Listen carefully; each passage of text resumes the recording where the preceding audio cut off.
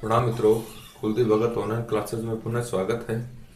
आज अपन बात करेंगे अंग्रेज और अवध के मध्य कैसे संबंध रहे और किस प्रकार से अंग्रेजों के द्वारा अवध का विलय किया जाएगा। इससे पहले अपन ने अंग्रेज और बंगाल देखा था और अंग्रेज और मैसूर देखे थे। अब अपन बात करेंगे अवध और अंग्रेजों के संदर्भ में। देखिए साहब, अवध की स्थापना है स्वतंत्र राज्य के रूप में 1722 में सादत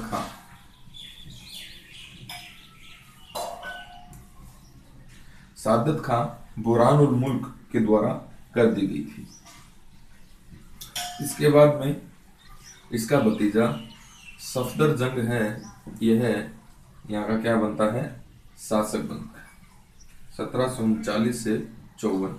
ये इसका भतीजा भी था सादत खां का और दामाद भी था जो अवध का नवाब बना।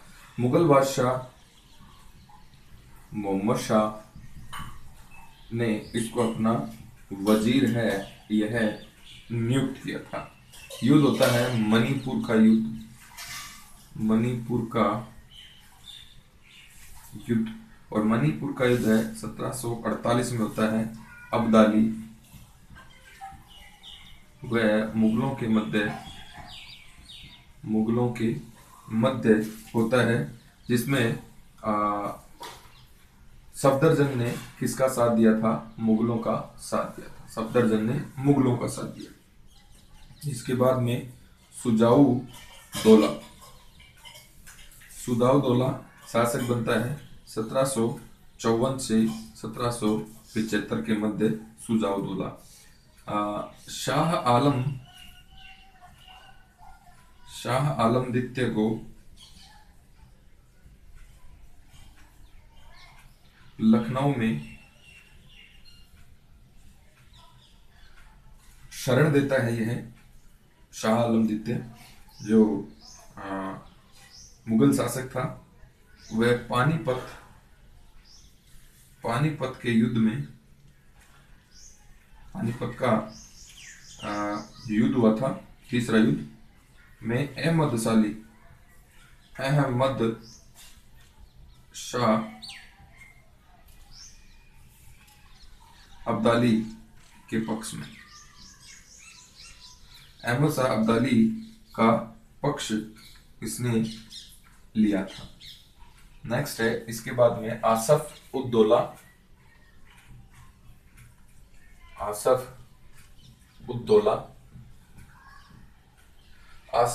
की अपन बात करें 1775 से 97 ईस्वी। फैजाबाद की संधि होती है इसके समय 1775 में। संधि की शर्तें देखिए, नवाब एक अतिरिक्त सेना है, अंग्रेजी टुकड़ी रखेगा अपने खर्चे पर। नेक्स्ट,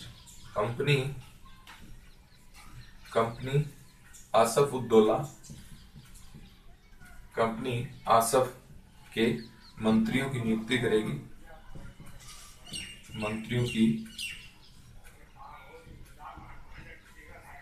करेगी।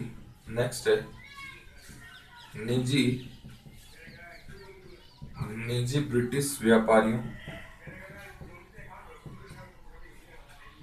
व्यापारियों को अवध में व्यापार की पूर्ण स्वतंत्रता मिल गई। नेक्स्ट देखिए, इसने अपनी राजधानी, आसफ ने अपनी राजधानी है यह फैजाबाद से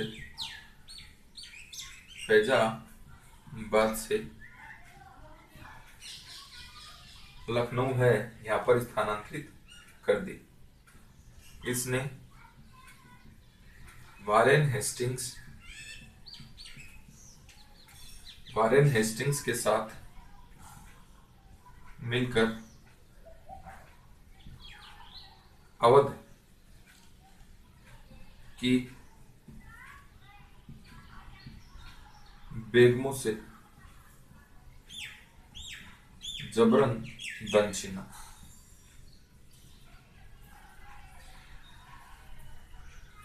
नेक्स्ट देखिए 1797 में आसफ की मृत्यु के बाद तत्कालीन governor general sir John Shore ने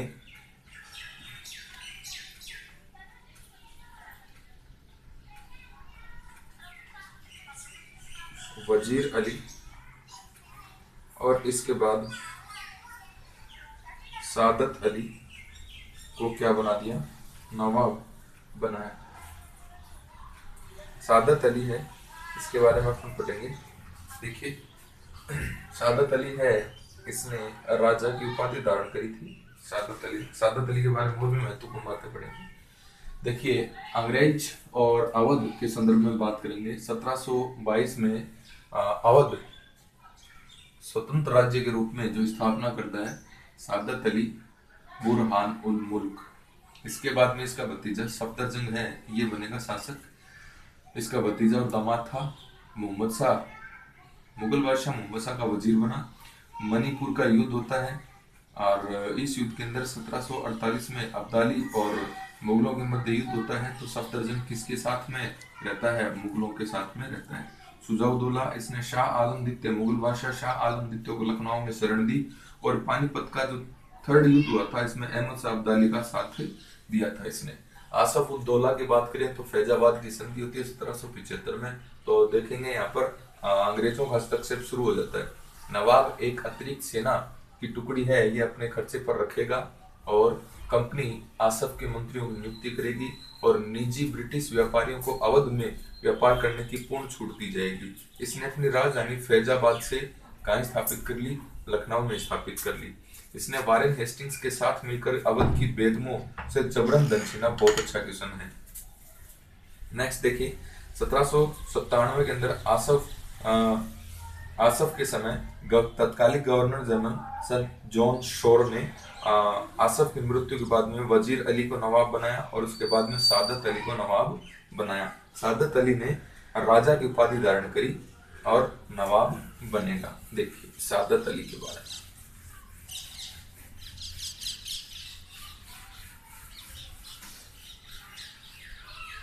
सादत अली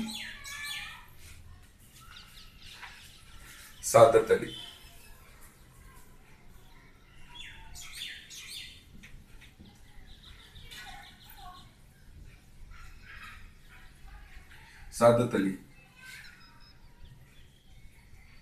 1797 से 1814। सादत अली की अपन बात करें, लॉर्ड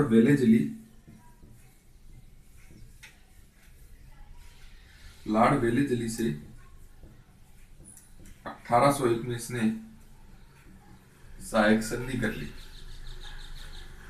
और वेलेजली को रुहेलखंड व गंगा यमुना के दो आब में स्थित अवध का आधा भाग दे दिया।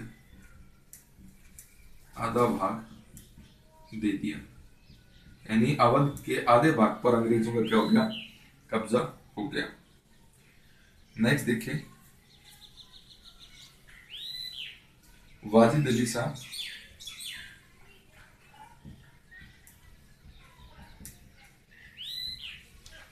1847 से 56, यह अंतिम नवाब था इसे अख्तर पिया व रंगीला शाह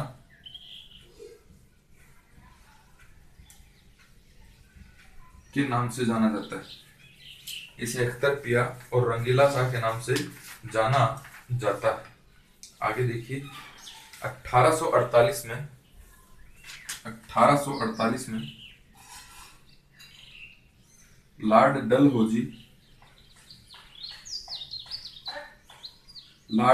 ने भारत में आते ही कर्नल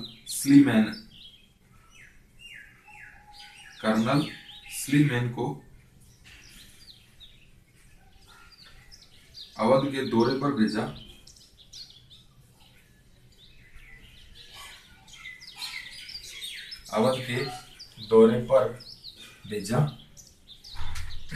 नेक्स्ट देखिए, उसने अवध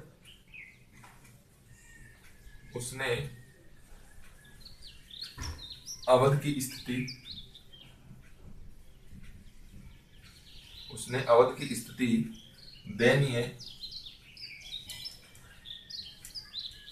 दयनीय बताई, पर अवध विलय का विरोध किया।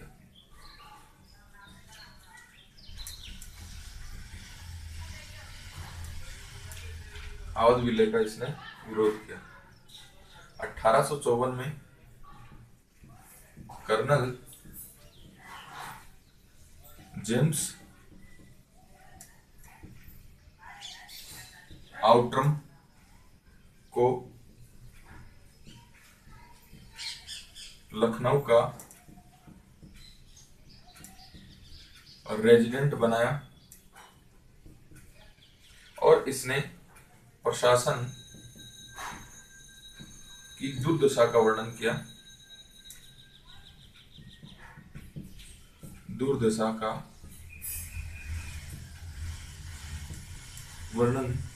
किया। वाजिद अली शाह के समय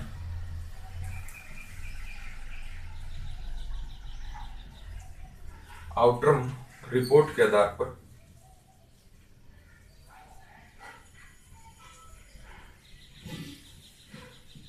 कुशासन का आरोप लगाकर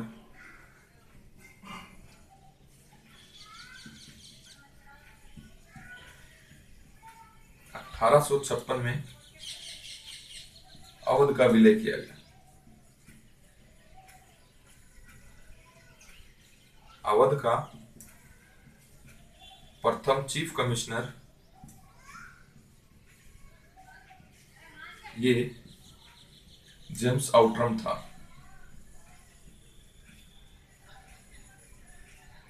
और वाजिद अली को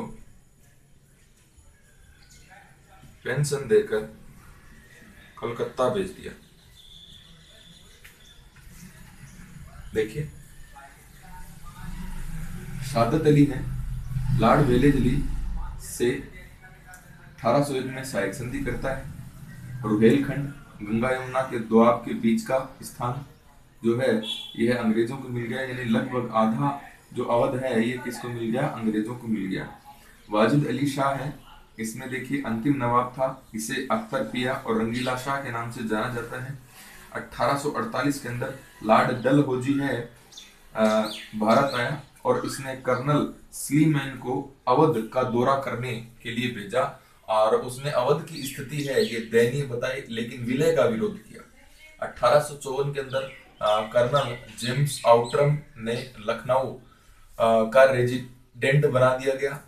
किसको? जेम्स आउट्रम को। और जेम्स आउट्रम है यह अवध के प्रशासन की दुर्दशा का वर्णन करता है।